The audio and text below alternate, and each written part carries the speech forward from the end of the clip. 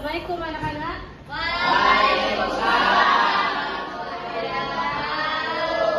Apa kabar semuanya hari ini? Baik semua? Boleh ketua kelasnya disiapkan terlebih dahulu.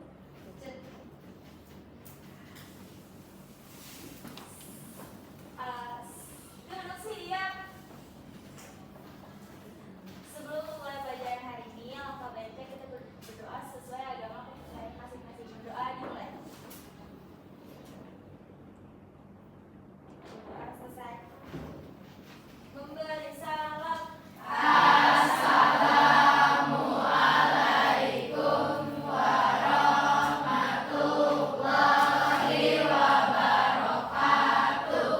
Waalaikumsalam warahmatullahi wabarakatuh. Pertama-tama duduknya tegak dulu. Dicek di sekitar ada sampah. Kalau ada sampah buang dulu.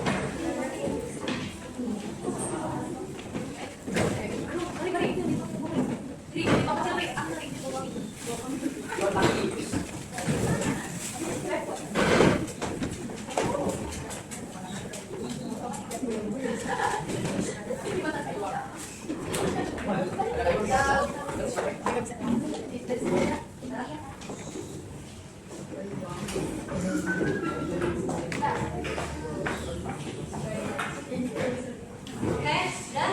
Buang sampahnya? Bersih? Oke. Nah ini saya absen dulu ya.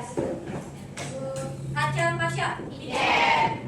Sekarang tanggal 30 ya? Ada dia? Al Aina? Amanda Rasari? Anissa? Asita? Jul Septiani? Devita Putri? Daryl Natali? Detia Rumi? Fazrin El Hakfi? Valeria? Saatnya jam ke-6 dimulai. It's time to begin the 6th lesson. Kayola? Fitri Zakia? Kayla Ramadhan? Kaisa Sri? Kayla? Magdalena?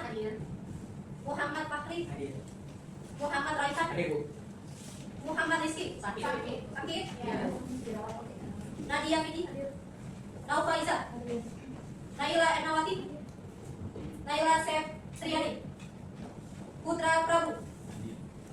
Rahma? Rania? Resa? Raya? Rosita? Safira? Sausa? Siti Nazihah? Tanita?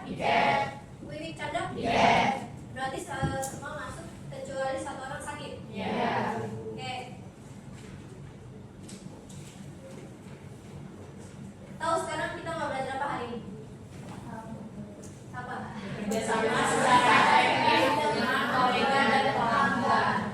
Tahu arti kata kolega? Tahu. Kalau pelanggan? Apa? Beli, customer, konsumen, apa lagi? Banyak. Nanti pelanggan, konsumen, customer, pembeli, banyak. Oke, lanjut. Tujuan pembelajaran hari ini yang pertama, kelihatan nggak? Menjelaskan pengertian bekerja sama secara efektif dengan kolega dan pelanggan di bidang kuliner. Yang kedua, menjelaskan pentingnya komunikasi yang efektif dalam kerjasama di industri kuliner. Ketiga, membedakan bentuk komunikasi yang verbal dan non-verbal di tempat kerja. Yang terakhir, menjelaskan tips komunikasi yang baik di tempat kerja. Di sini, siapa yang cita-citanya mau buka restoran? Siapa? Banyak kan? Wow. Nah, kalau kalian mau buka restoran, mau buka bisnis F&B, salah satu usaha kalian untuk membangun usaha tersebut ialah adanya hubungan kolega dan pelanggan. Itu dua. Kolega dan pelanggan. Kolega artinya adalah partner kerjasama yang ingin membangun kerjasama dengan kita.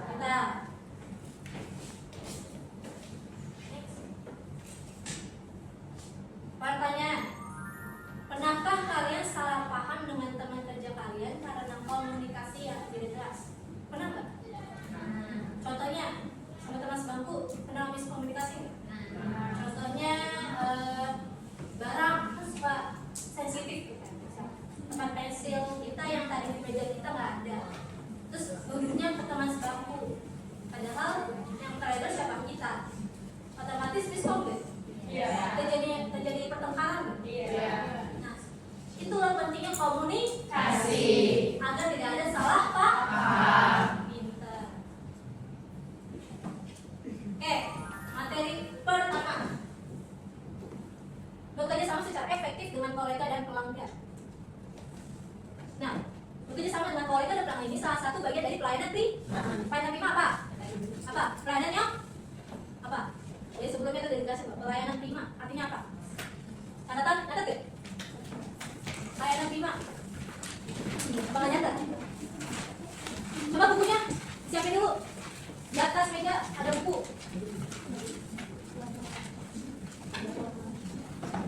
Pelayanan prima, ini jelaskan. Pelayanan prima adalah pelayanan yang diberikan restoran secara optimal atau sangat baik. Apa pelayanan prima? Pelayanan yang diberikan secara optimal dan baik. Restoran sangat baik. Berarti otomatis pelayanan prima itu kata kuncinya adalah pelayanan yang sangat memuaskan. Target itu siapa? Pelanggan. Itu pelayanan prima. Tujuannya agar dapat bekerja sama secara efektif diperlukan komunikasi yang efektif. Tadi kalian mau buka restoran, mau dapat kolega, dan di mana kolega tersebut bisa menghasilkan keuntungan bersama. Nah, untuk mencapai keputusan bersama, keputusan yang menguntungkan, diperlukan komunikasi yang efektif. Kalau nggak ada ini, terjadi nggak kesepakatan antara dua pihak? Nggak ada kan? Ada keuntungan nggak ada, karena nggak ada komunikasi yang efektif.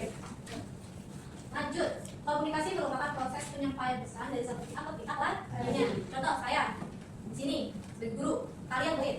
Ada komunikasi nggak? Ada. Dari pihak saya sebagai guru dan kalian sebagai murid. Itu namanya komunikasi. Oke, lanjut. Dalam dunia industri yang profesional, komunikasi dengan pelanggan atau kolega perlu dilakukan dengan cara yang sopan, profesional, jelas, dan ringkas.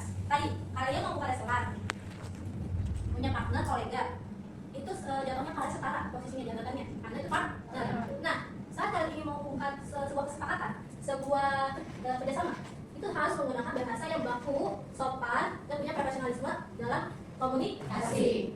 Gak ada tuh kalau kita mau mencapai kesepakatan sama pihak lainnya pakai bahasa sehari-hari, terus pakai bahasa kasar, bisa nggak? Kenapa? Nggak sopan, terus kurang didengar, terus salah pandangan, terus nggak profesional kan? Nah, pastinya harus jelas dan ringkas. Jadi, sebelum kalian mau memberikan proposal bisnis kalian ke kolega kalian, sebelum itu kan harus pahami dulu di proposal isinya apa, baru kalian menjelaskan secara komunikasi, secara jelas dan ringkas. Kolega tuh rata-rata nggak mau yang bertele-tele, ya kan? Nggak mau yang panjang lebar segala macam, maunya inti, singkat, jelas, padat, ya kan? Next.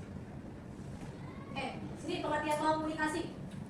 Tadi udah benar, bekerjasama dengan kolega dan pelanggan merupakan bagian dari pelayanan di industri kuliner.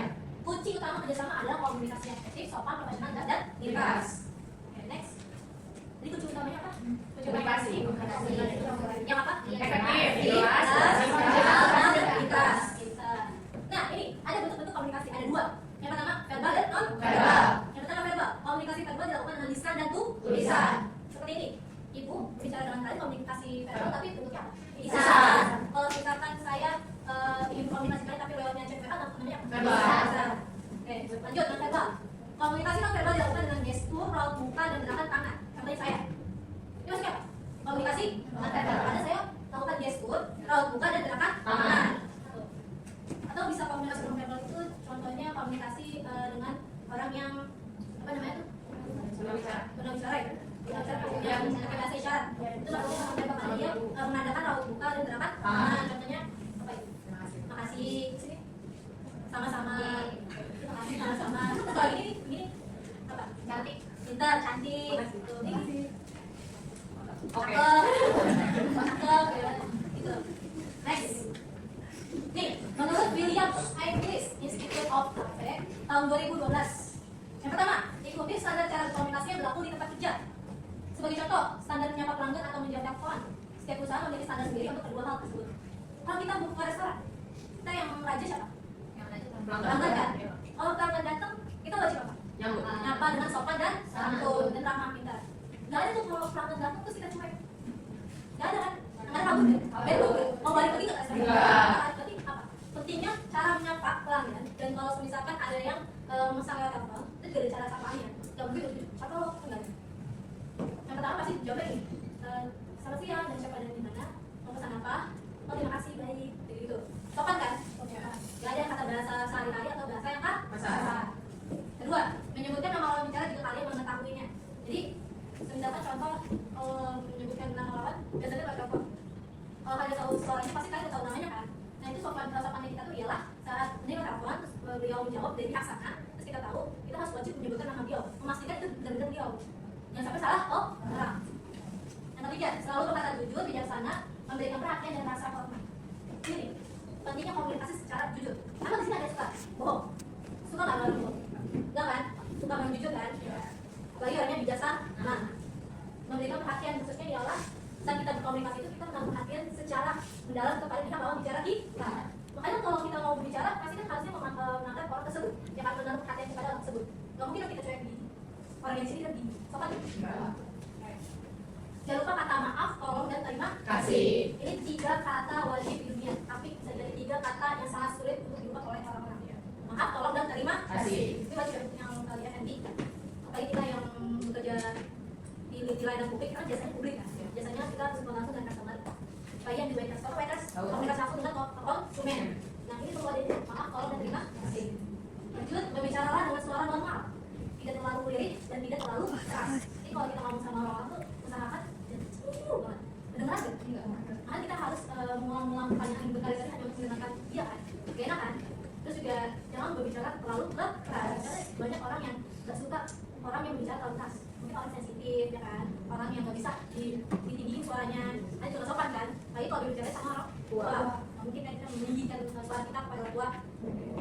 Yang selanjutnya, pastikan gestur nonverbal dilakukan sesuai dengan kata-kata yang diucapkan. Misalkan tadi saya berbicara dengan kalian, gestur saya itu harus sesuai dengan apa yang saya bicarakan, ya kan? Gak mungkin dong saya ngomongnya begini, gerakannya lain. Begini kan gimana kan? Dengan kata kasar, dengan kasar.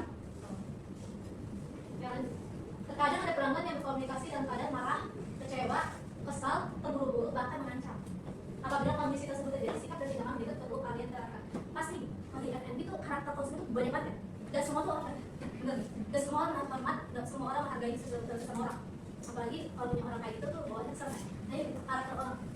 Yang kadang tuh komunikasinya itu gak bisa dua arah, searah. Yang kadang bisa marah, kecewa, kesal, terus kadang buru-buru.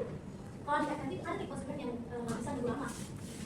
Yang tadi itu buru-buru terus sampai akhirnya macam misalkan akan mengobrol ke restoran atau akan berarti rendah tuh. Nah apa yang perlu kita terapkan saat kita menghadapi konsumen tersebut? Pertama, tetap tenang. Nah kalau di F&B apalagi yang berkomunikasi langsung secara publik dengan konsumen, dibutuhkan orang-orang yang mentalnya bagus, yang bisa mengontrol emosi, tahu wajah dan peka. Karena konsumen tadi adalah raja. Nah, tapi bukan berarti kita enak diinjak, ya. Kan? Tapi kita punya cara sendiri untuk menghadapi orang tersebut. Pertama tetap tenang. Yang kedua, dengarkan keluhan pelanggan dengan seksama. Nah, pasti ada penyebab kenapa orang tersebut marah. Kalau normalnya, misalkan di dalam makanan tersebut kurang matang atau enggak ada rambut, itu keluhan yang pasti akan dikasihkan solusi kalau memang keluhan tersebut terjadi.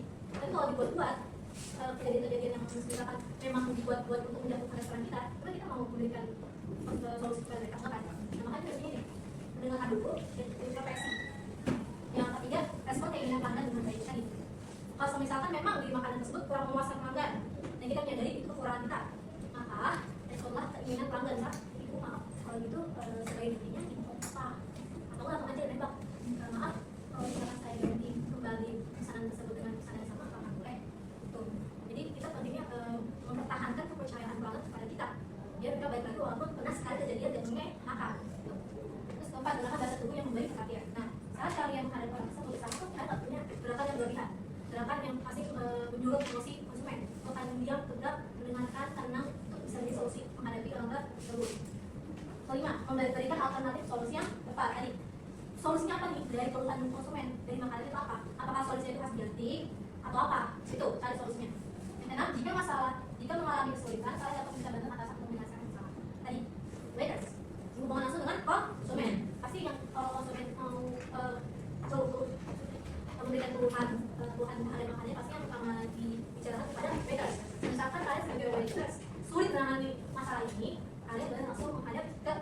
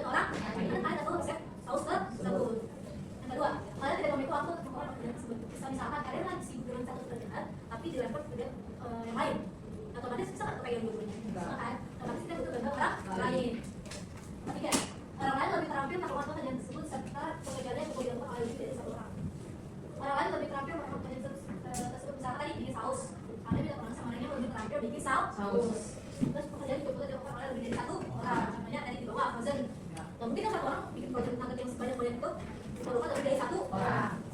Next. Sebelum kita masuk diskusi ini, apa yang kalian tangkap dari materi tadi? Bentuk komunikasi ada berapa? Dua. Apa aja? Verbal dan non-verbal. Yang verbal bentuknya apa? Lisan dan tulisan. Kalau non-verbal? Terus tadi kolega artinya apa? Pandangan bekerja sama. Ada kerja. Oke. Oh gitu.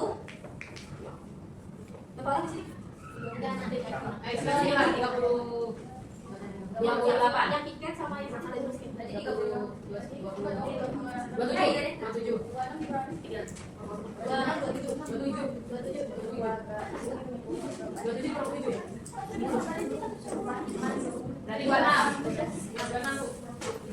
Apa yang Yang dikatakan 9. Oke, mana? Baik, ini teman sebangku. Ini 13 kelompok. Kelompok ini 2.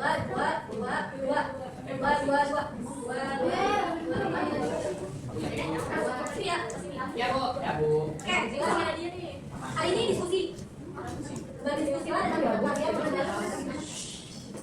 mengenai bentuk-bentuk komunikasi non-verbal dan artinya. Hasil diskusi dapat dipraktikkan atau dipresentasikan di kelas. Tapi ini diskusi mau dipraktikkan atau enggak itu lihat waktu. Oke? Coba dibuka dulu di kelas sebelah. Satu aja.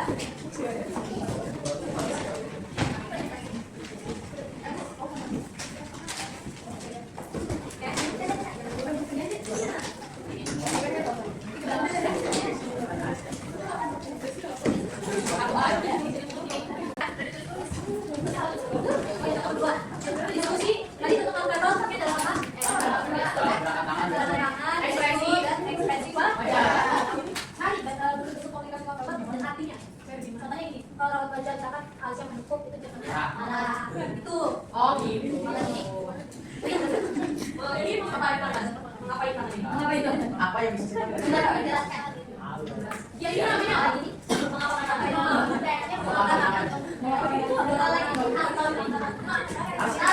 menggulingkan? Atau bisa cari bagian contoh tadi kayak ini masih syarat. Yang umum yang bisa dilakukan semua orang. Ini mah. Berapa ucapannya berapa? Berapa aja? Dari juga. dari otak kita sendiri. Ya. Tidak usah sedikit juga apa. Ini memang ada. Boleh. Oke, kalau udah selesai boleh dikumpulkan di depan.